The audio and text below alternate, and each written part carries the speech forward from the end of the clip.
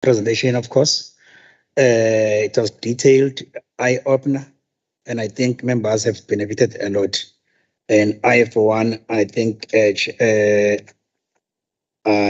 obtained a lot of information of which I know FFC, but there is much changes and recommendations that one has learned to this presentation for today.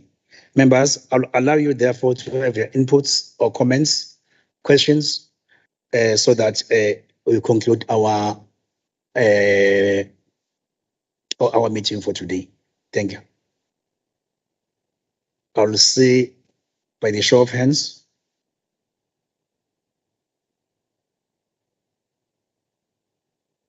I know that it's been a long day. You are exhausted. Shalom. Some of us are on the way and we're on phones for that. There's no way we can raise hands. Okay. You just shout and thereafter I'll take you. I know I'm noting KK, Honorable Kosi, Honorable Kumete. Yes. Anyone shouting?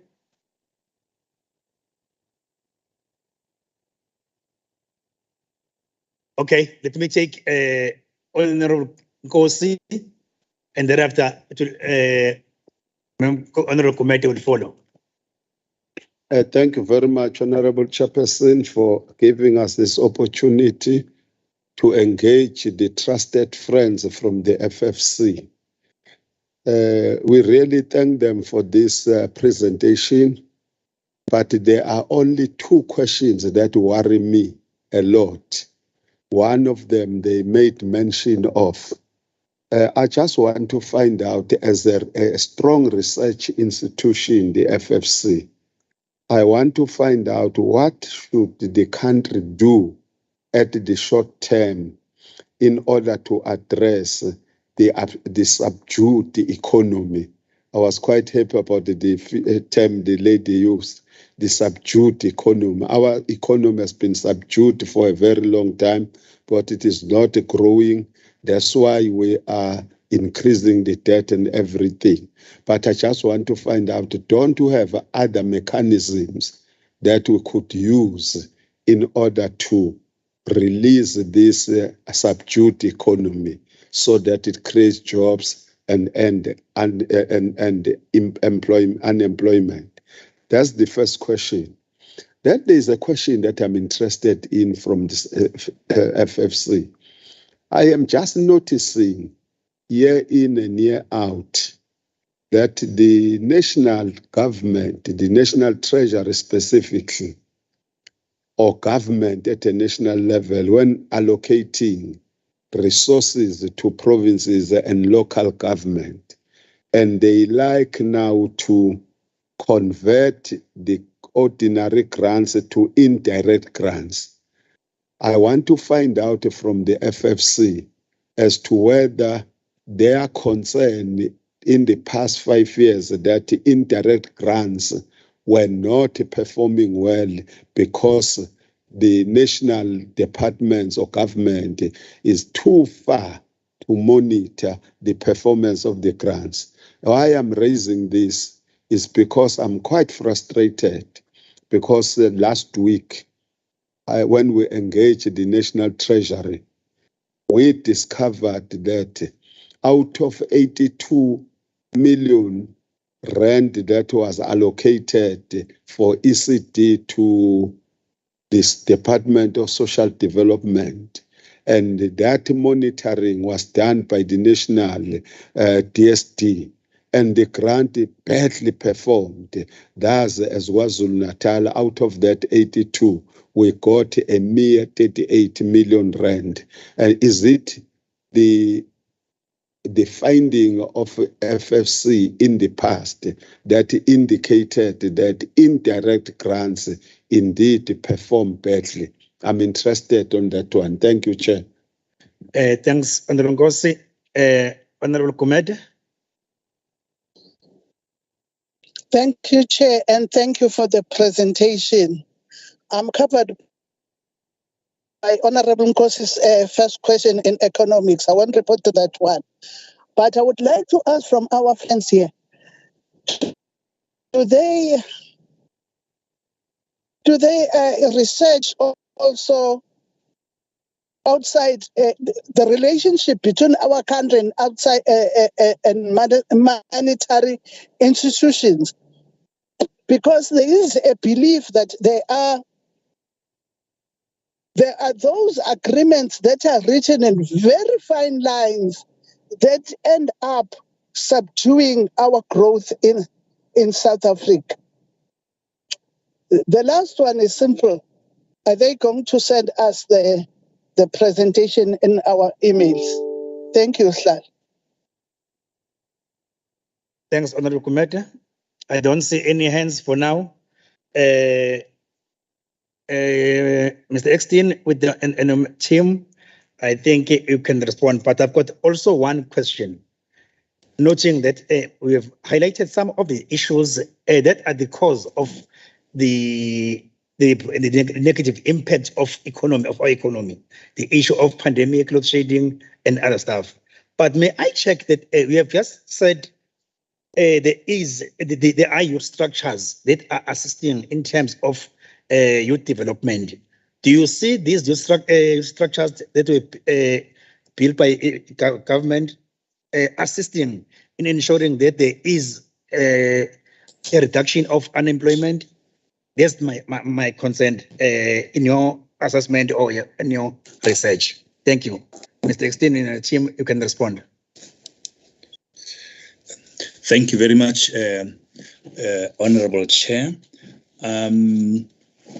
With regard to the broad question of Honorable Nkosi about what needs to be done in the short term to revitalize the economy, our team will respond in detail with regard to that. But just on a general terms, I'd like to mention that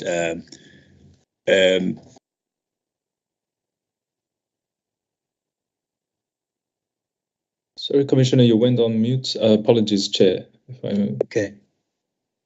Oh, sorry. Oh, all right. Sorry. Yeah, I'm sorry, Chairperson. I'd like to really say that with regard to the first question raised by Honorable Nkosi, which is what needs to be done to try to revitalize the economy that is subdued on a short-term basis. The RT provide substantive response to that. But on general terms, I'd like to say that whatever is done to the economy, for as long as there's a leaking bucket, fiscal leakages through corruption, what those efforts would continue to be undermined, whatever they are. But that does not mean that we are avoiding the question in detail. As I say, that our team would respond to that question. So, as well as the second question on grants, and the one raised by Honorable Kumede. Before I hand over to the head of research, Mr. Chen, I'd like to say that we would definitely ensure that the presentation is sent to all honourable members as requested. Thank you very much, Chair. Thanks, Professor. I'm sorry that I've been calling you Mr. Eckstein, but then thanks. I think your team will also respond to questions. Mr. Chen, I think we are on the line right now. Yes, thank you, Honourable Chair, and thank you, Honourable Members. First, I noticed that on the placard it's Honourable Tsele, if I'm not mistaken. Thank you for the very interesting question. So in the immediate term, right, apart from what's obviously... No, Mr. Chen, no, it's Honourable Nkosi that was asking a question. Oh, Nkosi. Nkosi, apologies. Sorry for the for the misleading cut there. All right, thank you very much. So first is apart from what obviously my commissioner, our commissioner said, Prop Mokadi said regarding the leaking bucket, there are a couple of other things that, from a government's perspective, instruments that can be used, and the top two instruments, and some economists might even argue the only two, are obviously the fiscal policy tools and monetary policy tools. We'll get into the details of it, but essentially it means that from the monetary policy side, you can obviously decrease the interest rates to allow the flow of money to flow easier, because the cost of money becomes cheaper. On the fiscal policy side, of course, you can stimulate, meaning you spend more and put more money into the markets. The issue, though, however, with those two is that obviously we will pay in terms of the sustainability of the system, because if a system becomes too overly heated, with too much money flowing around in the market, and as my commissioner said, is that if there's a leaking bucket, inefficiency in the market, or too much money, but then too much money is sitting idly in accounts in the system, those things will all come into to turn into escalation in prices, i.e. inflation. But that does not mean that inflation is the only thing we think about. But so to emphasize the point is, then fine, those policy tools, they all have upsides and downsides. Then what's the best approach? And this is where we hear a lot about structural transformation. What exactly do we mean by that, right? And I think a lot of ideas have been floating around in terms of there needs a need for transformation. But I think if we can just tackle two particular aspects or sector of this transformation, I think as a country, we will move much faster. One is the labor market. The labor markets, indeed, unemployment rate is way too high for the growth or the developmental agenda that it wants to embark on, right, as a country.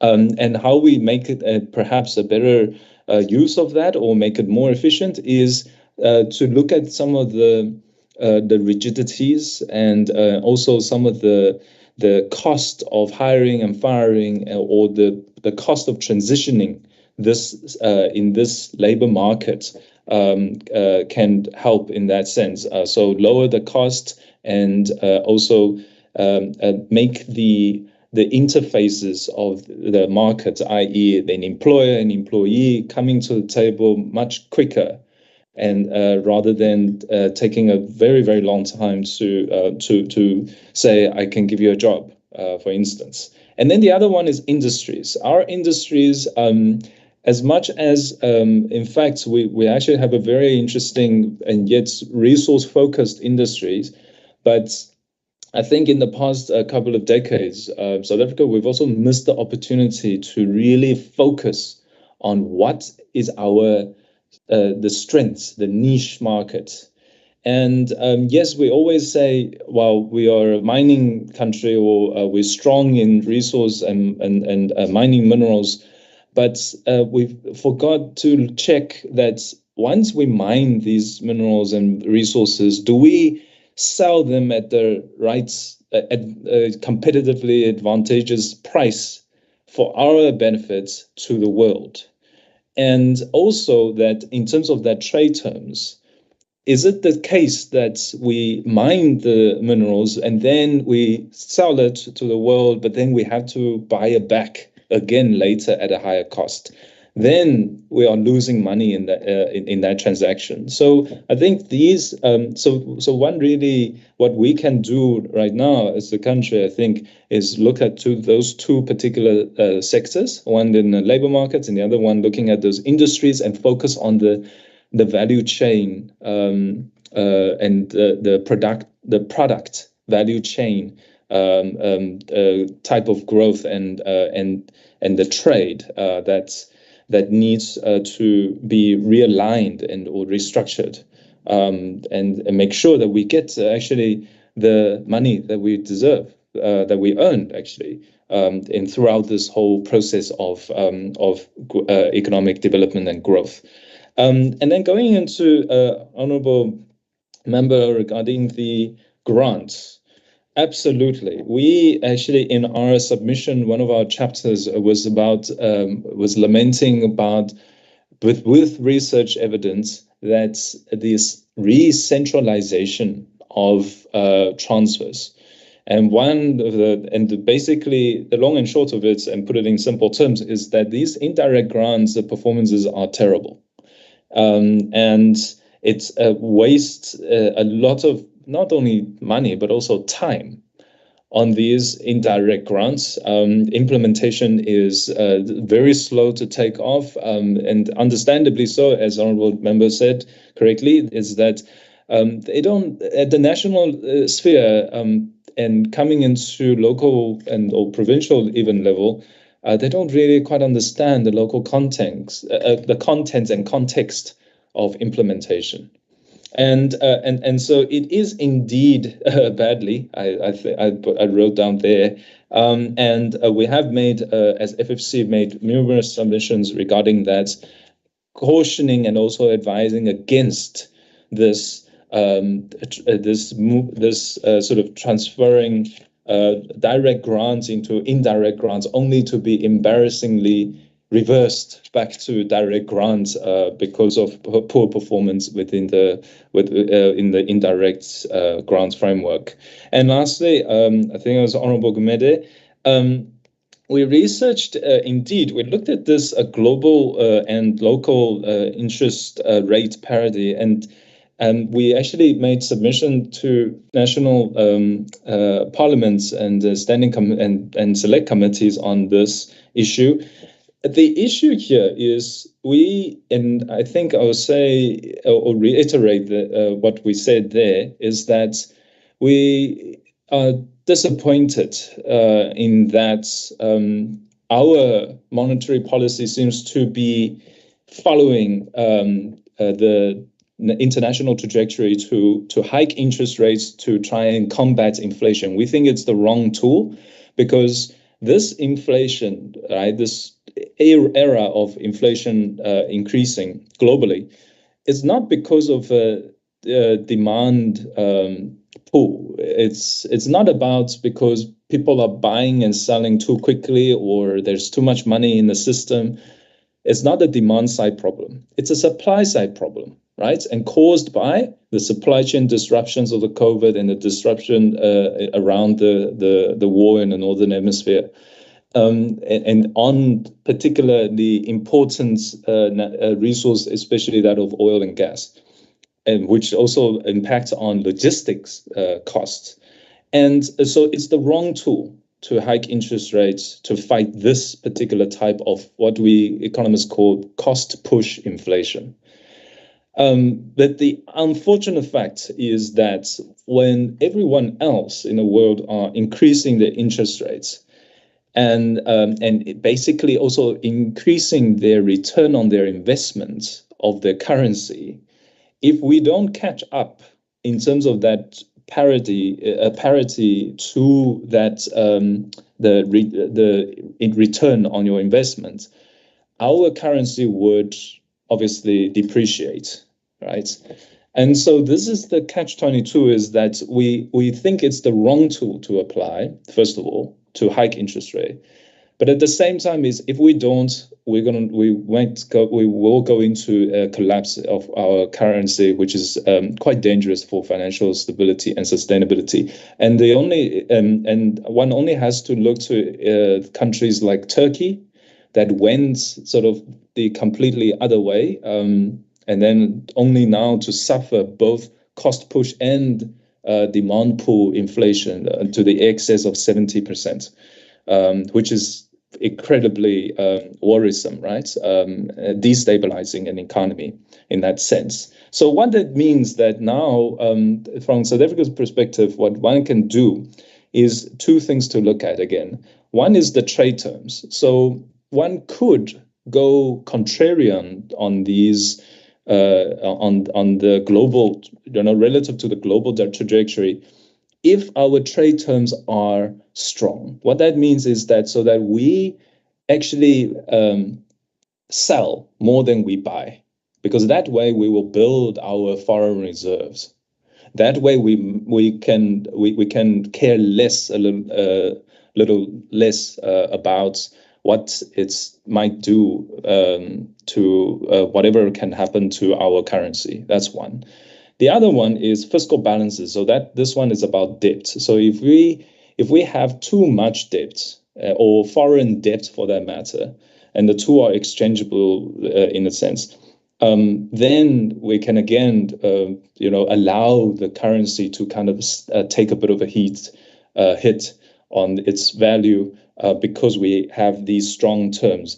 But South Africa, I think, in the current state's financial balances, I mean, despite the recent improvements on the fiscal environment, it's still quite high. I mean, 70% of debt, and notwithstanding all the SOEs and SOCs causing these drawdowns on government guarantees, hiking debt further, and as well as our trade terms is that we have to look at that in the sense of supply chain disruptions, because rest assured, both these things, everyone else, all the other countries are looking at what we do as well.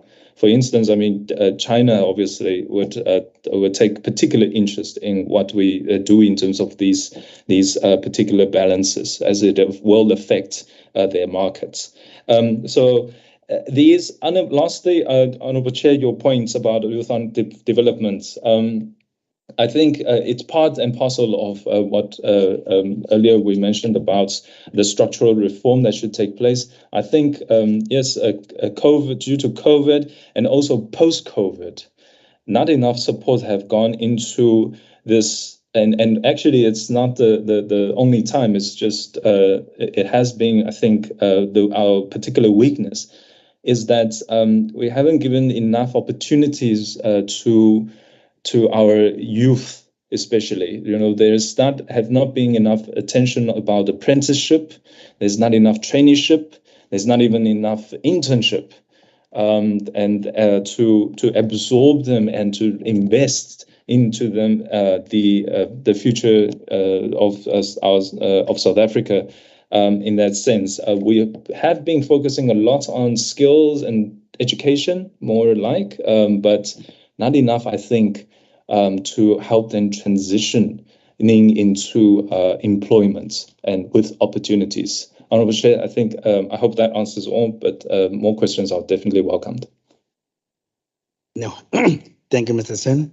I think most of the questions were answered. Honourable members, no one, I don't see any hand or any follow-up questions yet. Let me thank Professor Mokabi for the good presentations of your team. I hope now our program has come to an end. Our number 4 in our agenda, it was the closure. Let me thank once again for the members for attending or for connecting to this meeting. And also once again, Professor Mokabi, thank you so much. We will always ask you again for your inputs or your assistance. Thank you so much. Thank you very much, Chair. Thank you. Yes. Meeting agenda, colleagues. Thank you, Chair.